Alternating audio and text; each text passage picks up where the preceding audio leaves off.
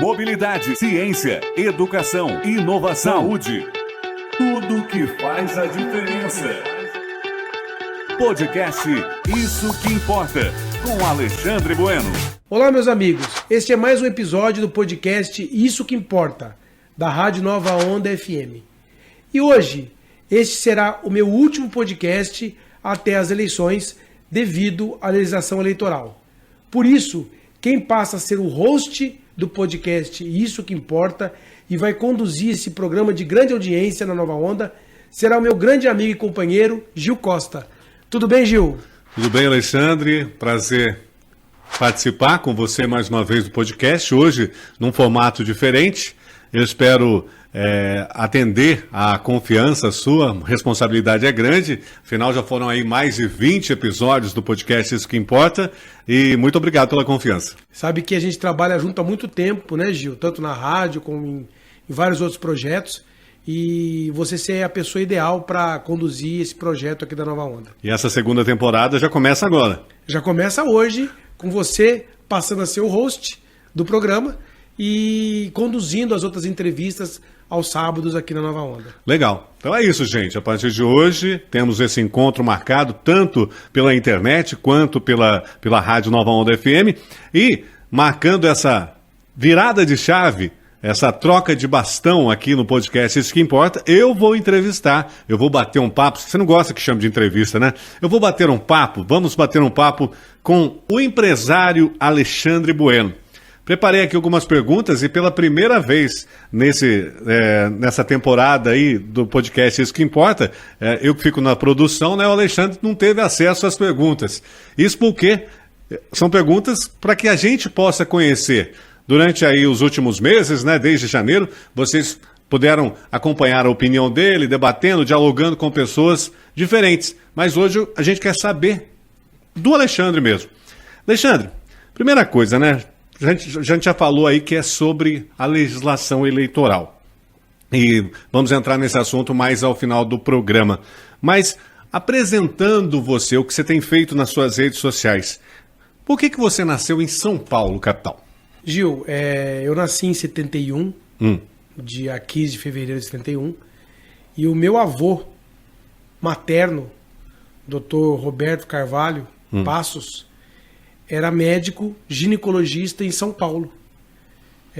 À época, eu sou o filho mais velho e o meu avô acompanhou toda a gestação da minha mãe, até então, e ele fez questão de fazer o parto do primeiro neto dele, que era eu, e como ele já trabalhava e tinha um hospital com um grupo de médicos em São Paulo, ele fez questão que o meu nascimento fosse no hospital que ele trabalhava, ele assistindo a minha mãe. Então ele cumpriu os dois papéis ali, de avô e médico, é isso? Naquele mesmo momento? Os três papéis, né? De avô, de pai e de médico, né? Que emoção, não? É. Você tem uma ligação familiar muito forte, né? Sim. A família do meu avô, uma família de origem portuguesa, eles sempre moraram em São Paulo. Então a minha ligação com a capital é muito grande. Eu nasci em São Paulo e teve mais ou menos 2, 3 anos da minha vida, depois, mais ou menos com uns 12, 13 anos, que eu morei em São Paulo por 2 anos. É porque, na verdade, o que acontece? Com essa questão da pré-campanha, você pré-candidato à prefeitura de Mojimirim, muito se ouve, mas o Alexandre, ele é de Mogi Guaçu, ele é de Mojimirim. Mojimirim e Mogi Guaçu são cidades conurbadas, né? Sim. Não dá para dizer que uma pessoa é de uma cidade, é de outra.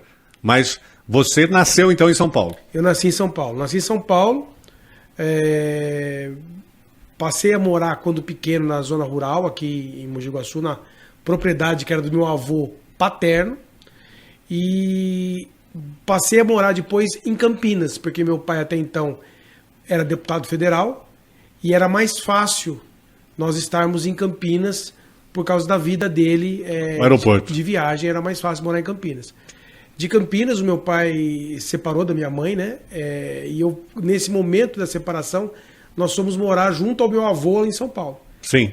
Depois nós voltamos para cá e eu fui morar em Itapira. Sim. A minha mãe morava minha avó materna tinha propriedade rural em Itapira. Eleutério. Em Eleutério. Morei em Eleutério, mas estudava em Mojimirim. Então eu lembro que eu saía de manhãzinha, mais ou menos 4h30, 5 da manhã. Eu saía de Eleutério. Naquela época não tinha... os transportes eram mais restritos, então eu pegava sozinho, eu pegava o Gardênia, era um ônibus Gardênia, pegava na estrada, lá em Eleutério, vinha até a rodoviária de Mojimirim, e da rodoviária de Mojimirim eu pegava o circular, naquela época Santa Cruz, e parava na pracinha para baixo do Colégio Imaculada. Entendi. Daqui a pouquinho a gente vai voltar lá para essa questão de cidades aí. Mas ainda vou falando dessa relação familiar, e eu gostaria já de começar falando também sobre o seu pai. A gente falou aí da atuação dele como deputado.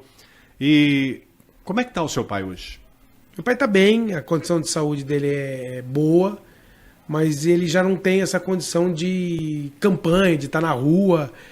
Diferente fosse se ele tivesse com a saúde melhor, das épocas de plena, ele com certeza estaria mais ativo nas eleições municipais. Eu estou perguntando do seu pai porque seu pai foi prefeito de Mogi Guaçu, depois foi prefeito de Mojimirim, e lá atrás também, em 2000, quando ele foi candidato à prefeitura de Mojimirim, levantou-se essa questão do Carlos Nelson de Mogi Guaçu, foi para Mojimirim, morava em Mojimirim na época que se candidatou em Mojimirim, mora em Mojimirim até hoje, mas eu queria falar dessa relação sua com o seu pai. Quando que você passou ativamente a estar ao lado do seu pai na política? Ô Gil, de memória, eu me lembro desde pequeno, desde os meus 8, 10 anos, sempre estar ao lado do meu pai na política. Por quê? Porque, até pelo fato dos meus pais serem separados, eu acabava ficando com meu pai em alguns momentos, e meu pai sempre foi trabalho. Sempre foi um urbanista, sempre foi um político muito ativo. Então não tinha final de semana para ele. Então todas as vezes que eu estava com ele, normalmente era compartilhando um momento de trabalho com ele.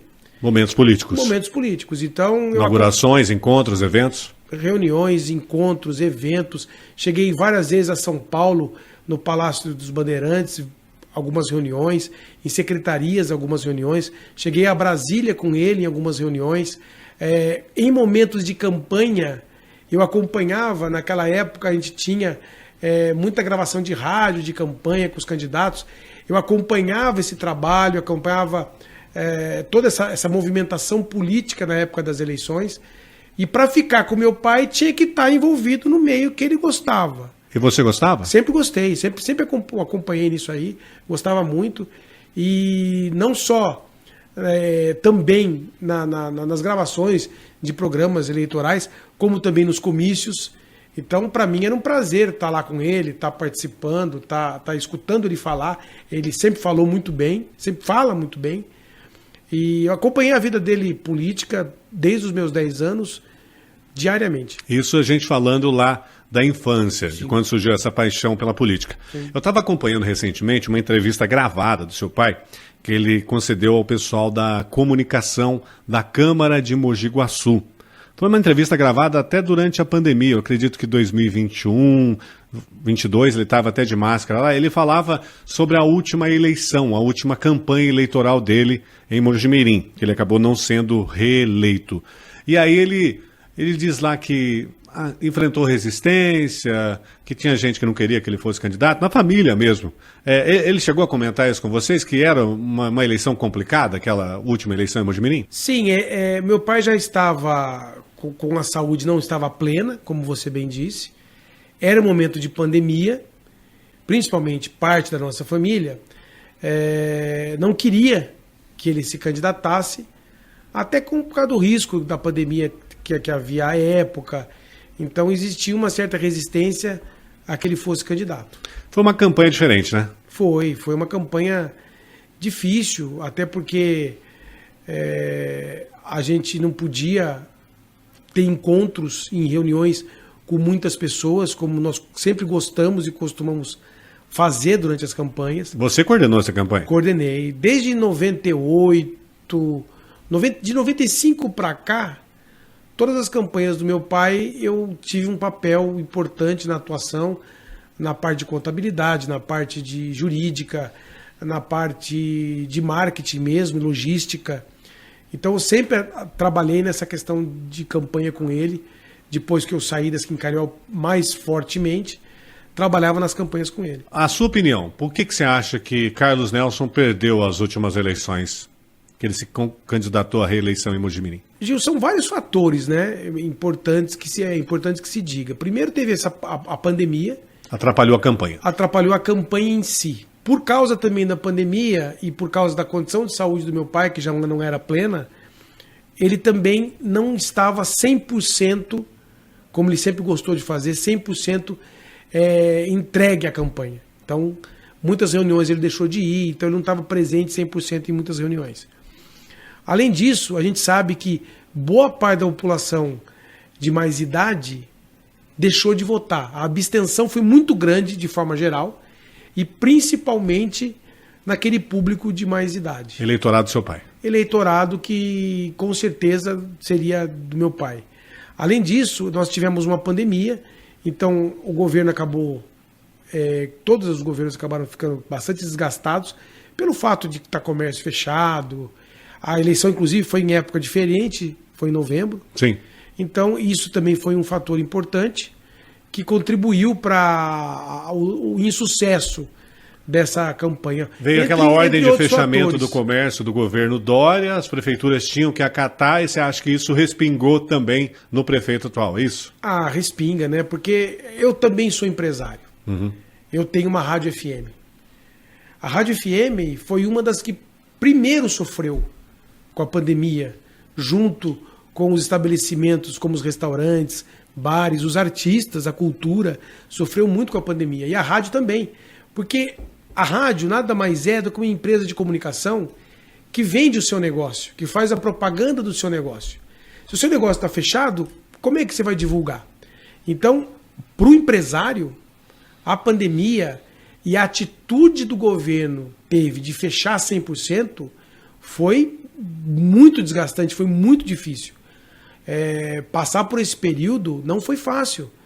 Então, isso acabou, as pessoas que tinham seus comércios fechados acabavam jogando essa responsabilidade no governante, que apesar de a época ter que respeitar uma definição estadual, o responsável municipal é o prefeito, e acabou respingando-se. Inclusive, se eu não me engano, o último fechamento do governo do estado, Mojimirim, que era governado pelo meu pai, não fechou.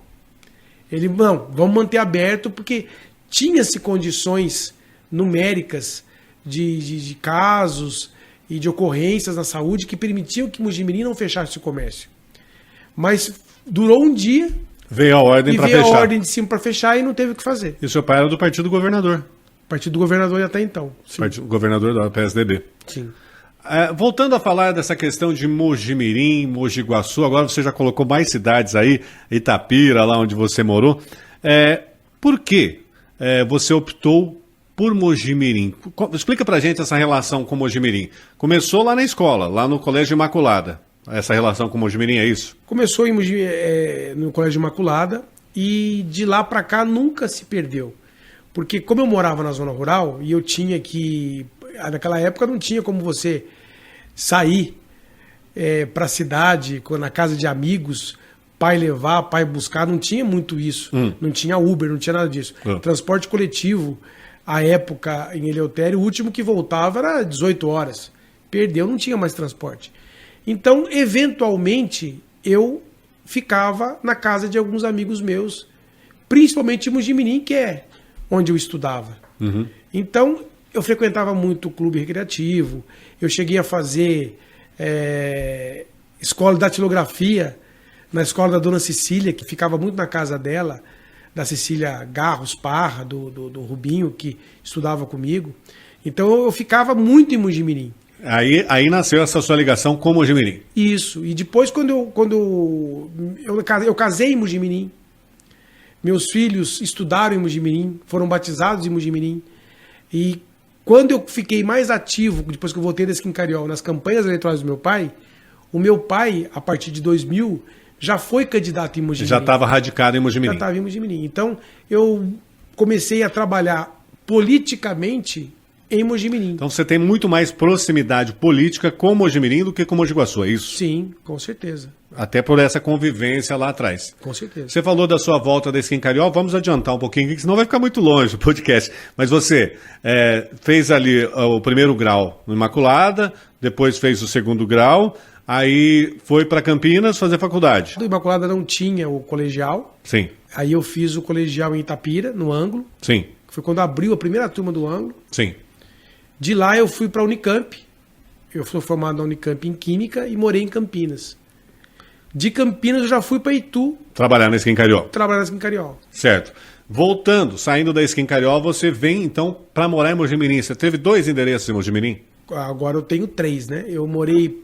Quando eu me casei, eu morava naquele prédio na frente da Opção, do João Scudelier. Sim. Na José Bonifácio. Morei ali por 2 anos. Depois eu passei a morar... Depois de um tempo eu morei ali no prédio da Praça da Bandeira, do Colégio Imaculada. E agora eu tenho residência lá no Ilhas do Brasil. Você está morando em Mogi Mirim? Em Mogi Mirim. No Ilhas do Brasil. Isso. Mas você mantém ainda a sua ligação com a zona rural? Não, a família tem uma propriedade rural em Mogi Guaçu, no bairro da Roseira. Na verdade, o bairro chama-se Conselheiro Laurindo. E tem uma casa nessa propriedade que é responsável minha. Então eu mantenho. Tem os seus cachorros lá, tudo? Eu tenho meus cães. Então você se divide? E meus filhos adoram também. Então não tem como você simplesmente abandonar. Então eu hoje moro em Mogi Mirim, mas eu mantenho a minha casa na zona rural em Mogi Guaçu. Certo. Falando sobre essa questão de estar presente em Mogi Mirim e voltando àquela questão familiar que eu falei lá no começo. Você é muito família. Quando você conversou com a Cissa, sua esposa, a esposa do Alexandre se chama Cissa, sobre essa possibilidade de entrar para a política, como é que ela recebeu isso? Na verdade, eu sempre participei de política com meu pai, mas não como candidato em si. Uhum. E até então, nós sempre fomos muito fechados com relação à rede social, com relação à exposição da família. E a gente sabe que entrar numa eleição, você acaba expondo de uma maneira mais ampla, não só o candidato, como a sua esposa e filhos. Então, minha família sempre me apoiou. Eu perguntei da Cissa, mas os meninos também. Sim, sim. A minha família sempre me apoiou. E a primeira pessoa que eu fui conversar foi exatamente com a minha esposa.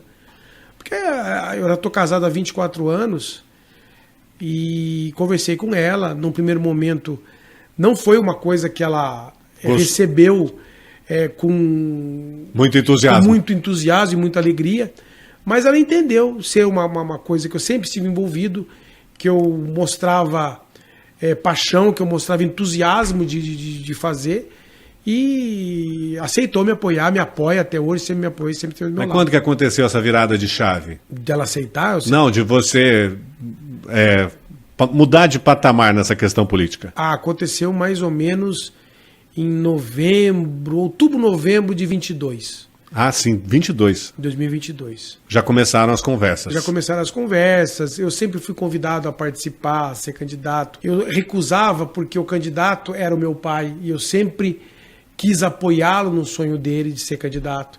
Então não cabia na família ele candidato e eu também. Então enquanto ele tinha disposição de ser candidato e era candidato, eu sempre fiquei no apoio a ele. Sim. A partir do momento que ele não tinha mais essa intenção, esse entusiasmo para sair candidato, aí sim, num desses convites que eu tive para ser candidato, eu acabei aceito, mas eu preciso conversar com a minha família primeiro.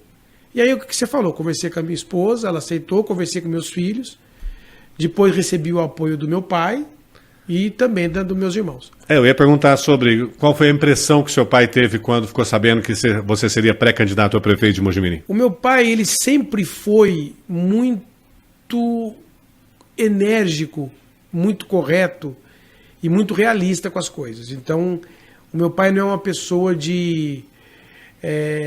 ele incentiva muito a fazer, mas ele mostra que tem que se dedicar, que tem que trabalhar, que não é brincadeira.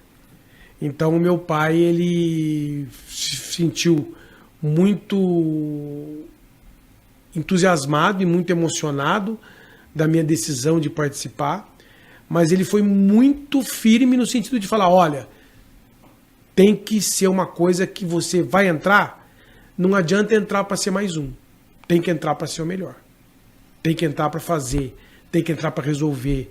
A população precisa de uma pessoa que olhe para ela, não é brincadeira, você vai ter que... Então meu pai sempre foi muito rígido nesse ponto. Então, mas está dando para conciliar os negócios, a pré-campanha que você já está engajado e principalmente a família, Alexandre? Porque você é muito família. A gente sempre falou para mim que a família é em primeiro lugar. Sim. Tá dando para conciliar? Dá para conciliar. Acontece que nesse momento de pré-campanha, e eu tenho certeza também que você acaba tendo que dividir um pouco mais o tempo. Então, antes disso, eu tinha praticamente boa parte do meu tempo em família. Hoje eu tenho um pouco menos tempo com a família para estar nesses eventos políticos. Não significa que os tempos que eu tenho com a família não sejam tempos de qualidade. Uhum. São de qualidade os tempos que eu estou com eles. Isso quando você não arrasta eles também. Isso quando eu não arrasto eles. Como seu pai fazia com você pequeno. Na verdade, meu pai precisava fazer menos esforço para me arrastar. Não precisava. Eu sempre... Com minha família, hoje está mais tranquilo, mas no primeiro momento eu tive que ser mais enfático no convite. Eu tenho que tomar cuidado aqui, gente, para não fazer confidências e fazer as perguntas mesmo, para a gente conhecer esse lado do Alexandre, porque eu conhecendo ele, eu sei que o Alexandre não abre mão de buscar o filho na rodoviária. É isso, Alexandre? Se você ficou de buscar lá, é você que vai buscar. Você não vai pedir para ninguém fazer isso. Eu e a minha esposa, a gente participa muito da criação dos meninos, né? Meninos, né? Eu tenho um hoje de 23 e um de 18. Eu sei como é que é, eu também tenho as meninas. Mas até hoje nós saímos juntos, nós viajamos juntos, nós fazemos churrasco juntos. Você levou o de 18 para dar entrada na CNH recentemente, é isso que eu ouvi? Não, o de 18 ele não quer tirar a CNH ainda, porque ele está se preparando para fazer, ele quer fazer o SPSEX, que é seguir a carreira militar. Mas você falou que quando for levar, você que vai levar. Quando for levar, sou eu que vou levar. Mesmo ele estando com 18 anos, você vai... Com 18 anos, então eu acompanho sempre. Hoje mesmo eu acompanhei com ele no site do tiro de guerra, o alistamento dele, como é que tá. Então, eu sempre fui muito assim, de acompanhar, de estar presente. Isso então, não vai mudar agora, pelo fato de... Não, de jeito nenhum. Eu acho que é possível conciliar. Sabe, a gente pode fazer as duas coisas muito bem feitas. Não é por causa da pré-campanha, da vida política, que você vai deixar de lado questões que você acha importantes, é isso? Não, de forma alguma. Alexandre, vamos falar sobre política agora. Recentemente no país, a gente está tendo aí toda uma questão da polarização. Direita, esquerda, progressistas, conservadores. E a gente também percebeu que muitas pessoas que antes não se identificavam por um lado ou por outro, acabam se identificando. Aqui, na nossa região, no estado de São Paulo, com os resultados das urnas, né, se consolidou muita gente que antes não falava a virar de direita. Quero saber de você, Alexandre. Você é de direita, de esquerda e desde quando? Gil, eu sou de direita, sou conservador, entendo que esse movimento hoje da direita, esse movimento conservador hoje é um movimento muito mais abrangente, um movimento muito mais forte. Eu sou uma pessoa que canta o hino nacional e me emociono. Eu me emociono cantando o hino nacional. Eu sou uma pessoa que vê uma Olimpíada e vê um atleta brasileiro subir ao pódio e se emociona. Faltava muito isso no Brasil, as pessoas honrarem a bandeira brasileira, honrarem o hino nacional, terem orgulho de ser brasileiro, ter orgulho da terra que vivem. Então, eu vivi muito isso lá atrás na escola, que a gente tinha isso como parte da educação. E isso se perdeu ao longo do tempo. E o movimento de direita, o movimento conservador, graças a esse grande homem, o Jair Messias Bolsonaro, que fez com que a direita se levantasse no Brasil novamente. Porque a direita não se mostrava antigamente, né? A esquerda a gente tinha, eu sou esquerdista, eu sou PT, usava ali camiseta do Che Guevara, camisa vermelha, etc. e tal. De repente o pessoal do PCdoB até usava lá a foice e o machado. Agora, a direita não, né? O pessoal de direita era mais silencioso. E houve esse levante aí. Na verdade, o conservador, a pessoa de direita, apesar de algumas narrativas, o conservador é uma pessoa que respeita muito a liberdade, respeita muito os direitos individuais. Então, ele respeita tudo e todos, sem às vezes entrar em atrito em algumas situações. Aí ficava quieto. O conservador respeita as liberdades, o direito de ir e vir, o direito à religião, é uma pessoa que respeita a igualdade dos gêneros. Então, o conservador, por exemplo, respeita todo mundo, mas ao mesmo tempo ele não quer que seja imposta a ele a identidade de gênero, linguagem neutra. Linguagem neutra é um absurdo. É uma falta de respeito com a língua portuguesa, né? Exatamente. Outra coisa, a criança ela tem que ser respeitada. Não adianta você impor para a criança algumas situações, algumas questões ligadas a sexo, a gênero, e querer tirar isso da família. O conservador tem muito na família a célula principal do Estado.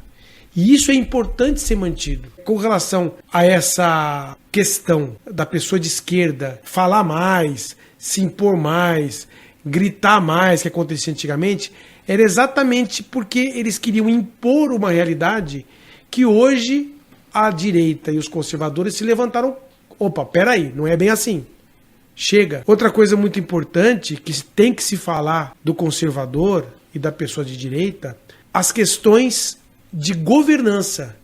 São as questões de como atuar nas políticas públicas. Ou seja, você colocar pessoas técnicas, pessoas competentes, pessoas responsáveis, pessoas que vão atuar nas políticas públicas com responsabilidade e com eficiência. E caso não ocorra isso, que as pessoas serão trocadas. Parou, chega dessa questão de favorecer. Está querendo dizer que aquela questão do companheiro não solta a mão, vai até o final, mesmo que esteja ruim, é isso? Exatamente. Nós estamos cansados. A política não pode ser um cabide de emprego. Não pode ser uma plataforma em que você coloque amigos e parceiros e não pense na cidade, no município, no estado e no cidadão em primeiro lugar. E para isso acontecer, você tem que ter pessoas técnicas, você tem que ter projetos voltados para a população. E isso só pode ser feito com valorização do profissional, valorização dos recursos humanos, com metas, com meritocracia. Então isso são pautas do conservador. Isso são pautas da direita. Chega dessa pauta assistencialista. É lógico que nós sabemos que é necessário, às vezes, você resgatar uma pessoa que está numa linha de pobreza, só que você tem que fornecer a ela instrumentos para que ela possa, a partir de certo momento, desenvolver a sua liberdade, desenvolver a sua autonomia. Então são questões de empreendedorismo. Não deixar ela dependente ali como um nicho eleitoral para você explorar. É isso mais ou menos você que quer dizer? Você tem que ensinar ela a pescar.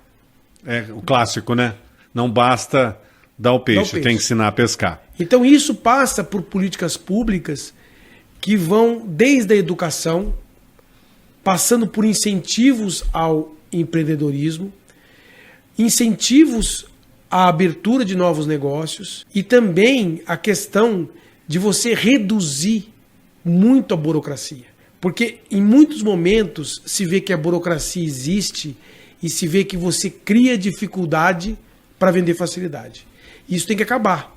Então nós temos que incentivar o empresário, incentivar a empregabilidade, incentivar geração de emprego e renda e capacitar as pessoas a terem essa renda, terem esse orgulho de trazer isso para sua família. Agora, Alexandre, fala para mim, como que o eleitor, na sua opinião, pode diferenciar o candidato que é realmente conservador, de direita ou de centro-direita, daquele que quer simplesmente surfar nessa onda? Não é fácil. Porque você há de convir comigo que tem gente que quer surfar nessa onda, né? Isso. Ficou claro. Então, não é fácil. A gente tem que entender que muitas pessoas tem na sua índole, tem no seu caráter, situações que possibilitam a ela fazer uso de narrativas para exatamente o que você disse, surfar nessa onda da direita. O eleitor, ele tem que ser mais responsável. Não adianta ele delegar esse trabalho que ele vai ter a outra pessoa. Ele tem que pesquisar o candidato. Ele tem que investigar o passado desse candidato. Com quem essa pessoa está? Como é que foi o governo dele lá atrás? Como é que está sendo o governo dele eventualmente agora? Tem que ser feito isso. Não adianta você votar nesse ou naquele sem querer analisar antes. É como um empresário que vai contratar um colaborador, e ele tem que analisar o currículo dessa pessoa, o histórico dessa pessoa, o que essa pessoa já fez, o que pode fazer. Tem que se entender o seguinte: um vereador, um prefeito, qualquer cargo público é um funcionário da população. Agora, você, eleitor, que vai votar, se você for pedir um emprego, você vai ter que levar seu currículo. Você vai competir com outras pessoas que querem o mesmo emprego que você. E você vai ter que mostrar ser mais capaz que essas pessoas para poder ser escolhido pelo empresário para trabalhar nessa empresa. Na eleição não é diferente. Alexandre, sobre proposta, você falou de uma forma generalista aí. É claro que lá na frente vem a campanha e aí provavelmente serão apresentadas propostas. Mas eu já ouvi você dizer que não quer fazer nada do que não possa ser cumprido. Não quer fazer promessas mirabolantes. Como é que você vai trabalhar essa questão aí? Isso vem daquilo que você falou da pessoa, ao mesmo tempo, querer navegar na onda da direita. Tem aqueles candidatos que prometem mundos e fundos da boca para fora. Eu não sou capaz de prometer uma coisa que eu não vou conseguir cumprir. Então isso não vai acontecer comigo. Então tudo que vai ser falado são coisas que podem ser efetivamente cumpridas num eventual mandato. Ah, mas vamos falar isso, falar aquilo, que ele vai gostar e vai votar em você. Para mim isso não funciona. Eu vou ser estritamente técnico, responsável, e eu moro em Mojimirim. Eu tenho uma família em Mojimirim. Eu ando a pé em Mojimirim, eu faço compra nos supermercados de Mojimirim. E eu vou continuar fazendo isso ao longo da minha vida. E vou fazer isso de cabeça erguida. Para conseguir fazer isso, eu não posso vir com promessas vazias e vir com lero-lero. Tem que ser com questões bem definidas que possam ser cumpridas futuramente. Para não correr o risco de ter que ir embora da cidade depois? Como já aconteceu, né? Alexandre, como é que você pretende responder àqueles que disserem que você não tem experiência política administrativa? Eu sempre vivi a política, sempre vivi a questão de gestão e de administração. Tenho junto ao meu grupo pessoas técnicas e responsáveis em cada setor. Então tudo vai ser feito com pessoas técnicas e responsáveis. Não vai ser centralizador então, é isso? Não existe isso. Uma pessoa não pode ser ela única e exclusivamente dona da verdade. A única pessoa perfeita que a gente conhece não é uma pessoa. O único ser perfeito é Deus. Eu não sou perfeito, eu sou passível de erros. E é necessário, numa administração pública, pessoas experientes, pessoas técnicas, pessoas responsáveis em cada setor. Como gestor, como administrador, eu tenho experiência para gerir essa equipe. Não vou conseguir fazer nada sozinho, mas com equipe técnica e responsável, nós vamos ter políticas públicas na saúde, na segurança, na questão da agricultura, das estradas rurais, que vão sanar os problemas. Você falou uma coisa interessante agora, que você não tem a experiência de prefeito e nem de vereador.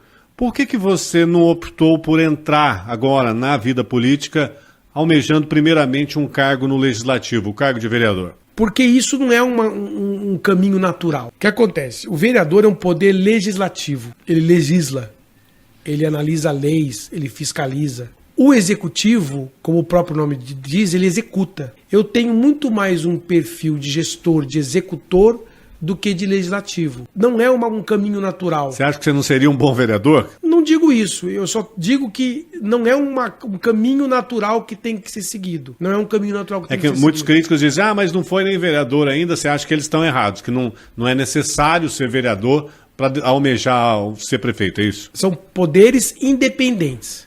Executivo é uma coisa, legislativo é uma coisa. Você ser vereador por 10 mandatos não te credencia não te qualifica a ser um prefeito. Certo. O meu pai nunca foi vereador. Sim. Nunca havia sido vereador. Foi deputado estadual por 2 anos antes de assumir a prefeitura. E ele sempre teve um perfil muito mais executivo do que legislativo. Ele sempre foi muito mais um urbanista, um administrador do que legislador. É a mesma coisa comigo. Eu tenho muito mais um perfil de administrador, um perfil muito mais executivo do que um perfil legislativo. Então não tem muito a ver você falar que para você ser prefeito você tem que passar pela vereança. Isso não é uma verdade. Alexandre, estão havendo conversas desde um bom tempo atrás já sobre uma coalizão de direita dos partidos de oposição atualmente ao Poder Executivo em Mogi-mirim se juntar. A quantas anda isso? Ainda há essa possibilidade? Sempre há a possibilidade de se unir pessoas com um foco comum e para o bem de Mogi-mirim e do mojimiriano, com um viés conservador de direita. Nós vamos sempre estar abertos a essa possibilidade. E as conversas estão, vou dizer para você, muito boas. Acontece que essa união ela não pode vir de qualquer jeito. Desde que ela venha com o principal objetivo da população de tornar Mogi-mirim de novo referência na saúde, na educação, voltar o comércio de Mogi-mirim a ter uma relevância regional, desde que as pessoas que queiram se unir tenham esse mesmo objetivo, todos são bem-vindos. Alexandre, qual foi a experiência que você traz aí dessas mais de 20 edições desse podcast aqui? Isso que importa? Qual foi a sensação aí de receber tantos convidados de diversos assuntos? Conta pra gente como é que você se despede hoje da primeira temporada do podcast. Olha, para mim foi muito gratificante. Eu conheci pessoas maravilhosas. Eu pude adentrar em assuntos que eu desconhecia e passei a me sentir engajado em muitos movimentos. Então, o podcast O Que Importa, apesar de eu estar à frente da emissora já há 24 anos, eu sempre fiquei mais como administrador e não participando dos programas. E isso foi uma maneira de eu sair da zona de conforto. Isso foi muito importante para mim, porque me permitiu sair da zona de conforto, aprender coisas novas, conseguir entender muitos assuntos com pessoas ligadas e muito sensíveis a cada situação. Então o podcast O Que Importa para mim foi uma escola e que eu pretendo continuar. Você volta ao podcast Isso Que Importa? Pretendo voltar, se você me permitir. Eu deixei uma última pergunta para o final. Já falei do podcast, né? Seria naturalmente encerrar agora, mas a pergunta é muita responsabilidade ser filho do Carlos Nelson e pleitear, concorrer a uma vaga que já foi dele de prefeito de uma cidade? O meu pai, sem dúvida nenhuma, é o político, é o administrador de maior relevância do estado de São Paulo. É uma honra muito grande ser filho dele, mas como você disse, também é um peso. É um peso, uma responsabilidade. É um legado que ele construiu em Mogi Guaçu e Mogi-mirim. Ele transformou essas duas cidades. É uma responsabilidade muito gratificante que eu tendo a honrar e a buscar até fazer melhor. Porque eu tenho certeza que ele vai gostar disso. Que eu possa ser reconhecido lá na frente como um prefeito melhor do que ele foi. E isso eu falo com tranquilidade e falo com gratidão e farei, se Deus assim o permitir, para honrá-lo mesmo. Ele já é um urbanista maravilhoso. Obras em Mogi Guaçu foram projetadas há 30 anos, 40 anos atrás por ele e que hoje estão acontecendo.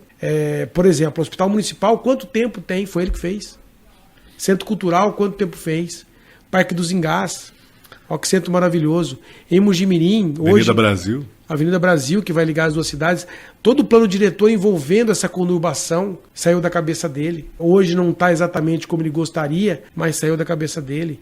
Em Mogi-mirim, o próprio prolongamento da Avenida Brasil, você imaginar o tratamento de esgoto, que tem que muito ser melhorado ainda, mas quando ele entrou era zero, não tinha nada. Mas hoje tem que muito ser melhorado e nós vamos fazer isso. A praça, 250 anos, jornalista Walter Abuseis, é o ponto central da cidade, o próprio Espaço Cidadão. Nós temos que pensar a cidade 30 anos para frente, 50 anos para frente, se possível. Cidade, como meu pai sempre diz, é um ser vivo. Ela está pulsante, respirando dia a dia. E nós temos que pensar ela crescendo daqui a 50 anos. O que eu quero para Mojimirim para daqui a 50 anos? O que eu tenho que começar a fazer agora para que daqui a 50 anos ela chegue lá? O que eu tenho que fazer aqui, ali, para Mojimirim chegar a 50 anos do jeito que a população precisa, do jeito que a população sonha? O que tem que ser feito? Nós não podemos pensar hoje, nós não podemos pensar o amanhã. Nós temos que pensar muito na frente. É um projeto que não é de uma pessoa. É um projeto que tem que ser delegado por um grupo político conservador e de direita que vai levar a Mojimirim aonde ela realmente merece. Então, quando você pergunta do meu pai, ao mesmo tempo que é um peso muito grande pela expectativa, por tudo que ele entregou, também é uma gratidão e uma honra ser desafiado a mostrar que eu sou capaz. Alexandre, obrigado pela entrevista. Foi um prazer poder conversar com você aqui, fazer algumas perguntas que eu sei que muita gente queria saber. Sei disso, que muita gente queria saber. E obrigado pela confiança aqui no podcast Isso Que Importa. Prometo que vou me esforçar aí para manter o alto padrão e receber os convidados que virão até aqui na sala de podcasts da Nova Onda. Gil, o prazer foi meu. Queria parabenizá-lo, que vai começar a apresentar o podcast O Que Importa agora. Nova temporada.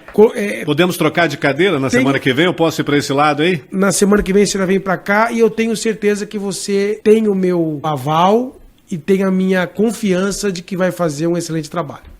Muito obrigado. Obrigado. Conversamos com Alexandre Bueno, que a partir de hoje deixa a apresentação do podcast Isso Que Importa. Encerra-se a primeira temporada e eu espero vocês na semana que vem com mais um convidado especial para falar sobre assuntos interessantes para toda a cidade, para toda a região, para você que se liga nas redes sociais e também na Nova Onda FM. Um abraço. Um grande abraço.